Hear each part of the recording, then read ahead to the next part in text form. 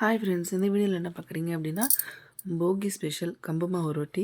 Already போகி குழம்பு வந்து நான் வந்து லாஸ்ட் இயருக்கும் இந்த இயருக்கும் என்ன டிஃப்ரென்ஸ் அப்படிங்கிறதெல்லாம் ஒரு வீடியோவாக போட்டுட்டேன். என்னோடய ஹஸ்பண்ட் தான் ரொட்டி செய்கிறாங்க, பாருங்கள் இவ்வளோ அழகாக சுட்டிருக்காங்க அப்படின்னு.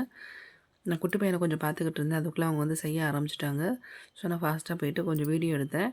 நான் போகிறதுக்குள்ளே 2 செஞ்சுட்டு சுட ஆரம்பிச்சிட்டாங்க. 1 சுட்டுட்டாங்க, இன்னொன்று தட்டி ரெடியாக இருந்தது. அதனால் நான் அதை மட்டும் என்ன பண்ணேன் அப்படின்னா வீடியோ கேப்சர் பண்ண ஸ்டார்ட் பண்ணிவிட்டேன். ஸோ இதுக்கப்புறம் நீங்கள் வந்து அவங்க எப்படி செய்கிறாங்கங்கிறத ஃபுல்லாக பார்ப்பீங்க. இது மாதிரி தண்ணியை தொட்டு தான் நம்ம வந்து சுடணும். இதில் வந்து எண்ணெயெல்லாம் நம்ம யூஸ் பண்ணக்கூடாது. இது மாதிரி தண்ணியால் தான் நல்லா நம்ம என்ன பண்ணணும் அப்படின்னா அந்த மாவு ஃபுல்லாக அப்ளை பண்ணணும். இது வந்து வெறும் கம்பு மாவு மட்டும்தான். கம்பு வாங்கி நம்ம வந்து க்ளீன் பண்ணிவிட்டு அரைச்சிட்டு வந்துட்டு சலிச்சிட்டு உப்பு போட்டு தண்ணி ஊற்றி பிசைஞ்சிக்கணும், நம்ம சப்பாத்திக்கு மாவு பிசைகிற மாதிரி. இது வந்து மாவு வந்து திட்டு திட்டாக தான் இருக்கும் உங்களுக்கு. சப்பாத்தி மாவு மாதிரி உங்களுக்கு வந்து அந்த சாஃப்ட்னஸ், அந்த உருண்டையாக உருட்டி வருது அப்படிலாம் உங்களுக்கு தேய்க்கிற பக்குவத்துக்கு இருக்காது. ஸோ அதனால் இந்த மாவு வந்து நம்ம தட்டணும், கையால் தான் தட்டணும். இது நீங்கள் இப்போ எப்படி தட்டுறதுங்கிறத பார்ப்பீங்க. மகாராஷ்டிரா ஸ்பெஷல் கம்பு மாவு ரொட்டி. போகி அன்னைக்கு இது மாதிரி தான் செஞ்சு சாப்பிடுவோம். காக்காச்சோள மாவு ரொட்டியும் இதே மாதிரி தான் நம்ம வந்து தட்டணும். இது வந்து ஆல்ரெடி என்னோடய சேனலில் வந்து வீடியோ இருக்கும், காக்காச்சோள மாவு ரொட்டி எங்கள் அம்மா தட்டுனது. அது பார்க்கணுன்னாலும் நீங்கள் போய்ட்டு ஓல்டு வீடியோஸில் பார்க்கலாம். இது மாதிரி ஃபுல்லாக தண்ணி தடவிட்டு நல்லா சுடணும். அடிப்பக்கம் சுட்டு வரும். அதுக்கப்புறம் இதையும் நம்ம திருப்பி போட்டுட்டு சுட்டுட்டு அதுக்கப்புறம் என்ன பண்ணணும் அப்படின்னா கல்லை எடுத்துகிட்டு டைரெக்டாக அடுப்பில் சுடணும். இந்த ரொட்டி எல்லாமே நம்ம விறகு அடுப்பில் செஞ்சோம் அப்படின்னா செம்ம டேஸ்ட்டாக இருக்கும். பட் ஆனால் இப்போல்லாம் விறகு அடுப்பெல்லாம் இல்லாமல் போயிடுச்சு இல்லையா, அதனால் நம்ம இந்த மாதிரி அடுப்பில் தான் செஞ்சாகணும். அப்போ நமக்கு சுடும்போது அந்த கல்லை எடுத்துகிட்டு டைரெக்டாக கேஸில் தான் நம்ம வந்து சுடணும். அது சுடும்போது நமக்கு வந்து பக்குவமாக சுடணும். இதில் என்ன அப்படின்னா, இதுனா இவ்வளோ கஷ்டமா, ஈஸி தானே அப்படின்னு நினைப்பீங்க. ஆனால் இதில் வந்து ஒரு ரிஸ்கியானது என்ன அப்படின்னா, கை வந்து நல்லா வளையணும் நமக்கு தட்டுறதுக்கு. இந்த வீடியோவில் நான் கொஞ்சம் கூட ஸ்பீடு வந்து வைக்கவே இல்லை. ஒரிஜினல் வீடியோ அப்படியே நான் வந்து அப்லோட் பண்ணுறேன், வாய்ஸ் ஓவர் கொடுத்துட்டு. இங்கே பாருங்கள், ஒரு உருண்டை எடுத்துக்கிட்டாங்க. ஸோ இது மாதிரி உருட்டிக்கணும். உருட்டிட்டு கையில் கொஞ்சம் வந்து என்ன பண்ணணும் அப்படின்னா லேசாக தட்டிட்டு அதுக்கப்புறம் அந்த தாம்பூலத்தில் கொஞ்சமாக மாவு போட்டு நம்ம வந்து தட்டை ஸ்டார்ட் பண்ணணும். இது வந்து நம்ம தாம்பூலத்தில் செய்யும்போது என்ன ஆகும் அப்படின்னா கொஞ்சம் வந்து கம்ஃபர்டபுளாக இருக்கும். இல்லை உங்கள்கிட்ட பெரிய தட்டாக இருக்குது, இல்லை உங்கள்கிட்ட ஈஸியாக எதில் வேணாலும் தட்ட முடியும் அப்படின்னா டேரெக்டாக நீங்கள் கிச்சன் கட்டையில் கூட நீங்கள் வந்து பரோட்டாலாம் செய்வீங்க பார்த்தீங்களா, அதே மாதிரி இதே நீங்கள் வந்து தட்டலாம். இது மாதிரி மாவு கீழே வச்சுக்கணும். இது மாதிரி கையால் தட்டி தட்டி தட்டி தட்டி என்ன பண்ணணும் அப்படின்னா சுற்றி சுற்றி தட்டி அதை வந்து ரவுண்டு பெருசாக்கிக்கிட்டே இருக்கணும். அது பாட்டுக்கு பெருசாகிக்கிட்டே இருக்கும். நம்ம நான் ஸ்டாப்பாக தட்டி விட்டுக்கிட்டே இருக்கணும். அங்கங்கே நமக்கு வந்து விரிசல் வர மாதிரி இருக்குது அப்படின்னா அதை வந்து ஜாயின் பண்ணிவிட்டு நம்ம இது பண்ணணும். கையில் ஒட்டுற மாதிரி இருக்குது அப்படின்னா லேசாக மாவு தொட்டுக்கணும். இதுக்கு வந்து கை வந்து நல்லா வளையணும் ஃப்ரெண்ட்ஸ். இது வந்து கொஞ்சம் கஷ்டமாக இருக்கும், ஆனால் பழகிடுச்சுன்னா நல்லா வந்துடும். எனக்கு வந்து இந்தளவுக்கு எனக்கு இந்தளவுக்கு வந்து ஒழுங்காக தட்ட வராது.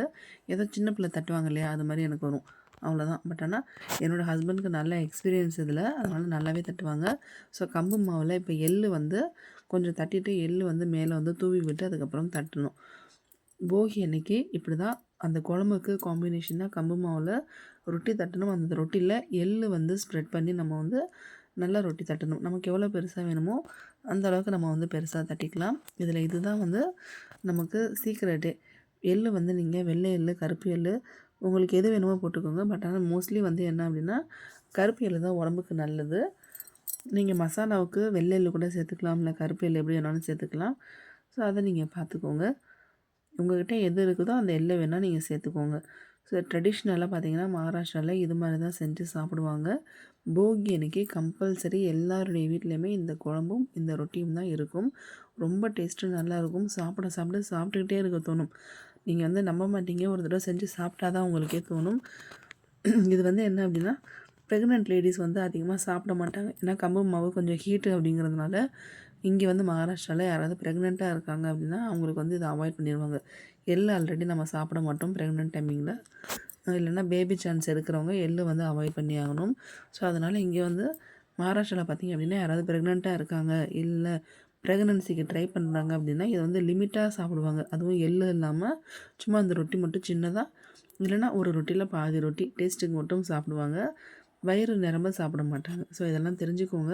ஏன்னா யாராவது நீங்கள் வந்து ப்ரெக்னெண்ட்டாக இருக்கிறவங்களோ இல்லை ப்ரெக்னன்சிக்கு ட்ரை பண்ணுறவங்களோ நானும் ட்ரை பண்ணி சாப்பிட்றேன்ட்டு ட்ரை பண்ணுவீங்க இல்லையா, அதுக்காக தான் இதெல்லாம் நான் முன்னாடியே சொல்கிறேன்.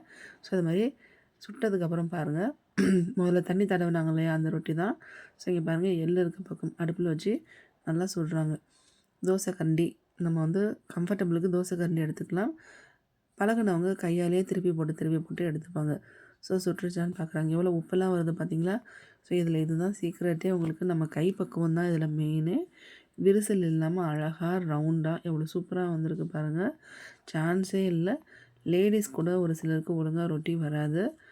மகாராஷ்டிராவில் பிறந்து வளர்ந்தவங்களுக்கே இந்த ரொட்டி வந்து கொஞ்சம் ரிஸ்கியாக தான் இருக்கும். அந்த அளவுக்குனா பார்த்துக்கோங்க. இது வந்து என்னோடய மாமியாருக்காக இவங்க கற்றுக்கிட்டாங்க ரொட்டி தட்டுறதுக்கு. ஸோ இந்த மாதிரி ஃபெஸ்டிவல் டைமில் அவங்க வந்து தட்டிடுவாங்க. ஸோ அப்போ அது தட்டினாங்க இல்லையா, அது மாதிரி தண்ணி தடவி சுட வச்சாச்சு. அது சுடுறதுக்குள்ளே இந்த பக்கம் அடுத்த ரொட்டி தட்டை எடுத்துட்டாங்க. நான் எல்லாமே உங்கள்கிட்ட கேப்சர் பண்ணல. முடிஞ்ச அளவுக்கு நான் வந்து கேப்சர் பண்ணியிருக்கேன். கடைசியாக ஒரு 2 ரொட்டி வந்திருக்கும். அதை நான் வீடியோ எடுக்கேன். ஏன்னா இன்னும் பெருசாக போயிடும் அப்படின்னு. இதுவே 8 நிமிஷத்துக்கிட்ட உங்கள்கிட்ட இருக்குது. ஸோ அந்த ரொட்டி வந்து செஞ்சு முடித்ததுக்கப்புறம் எப்படி இருக்கும், நாங்கள் எப்படி சாப்பிட்றோம் அப்படிங்கிறது லாஸ்ட்டாக வந்து ஃபோட்டோ ஆட் பண்ணியிருக்கேன்.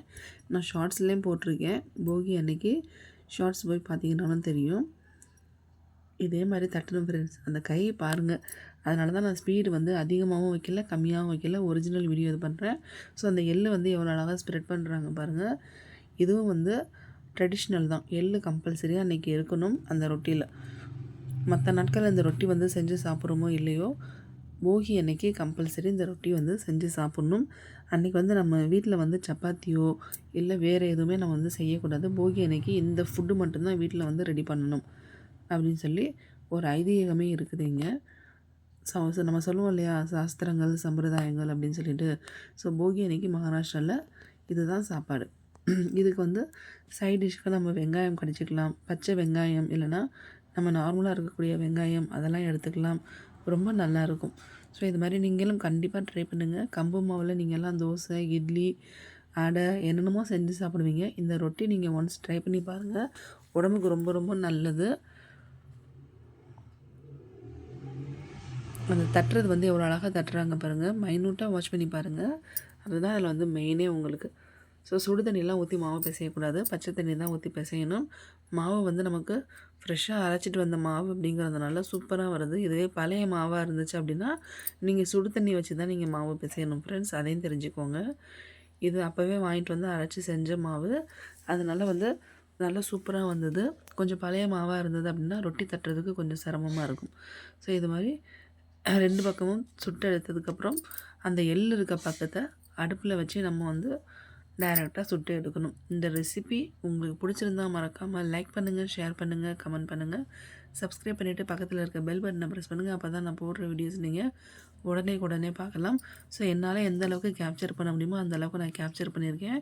ஸோ இது மாதிரி நம்ம வந்து ஒரு கையில் தோசை கரண்டி பிடிச்சிட்டு ஒரு கையில் நம்ம வந்து சைடில் மூவ் பண்ணி சுடணும். ஸோ அவ்வளோதான் ஃப்ரெண்ட்ஸ். பாருங்கள், அவங்க அதுக்கப்புறம் 2 ரொட்டி தட்டிட்டாங்க. இதுதான் சாப்பாடு போகி அன்னைக்கு. தேங்க்ஸ் ஃபார் வாட்சிங்.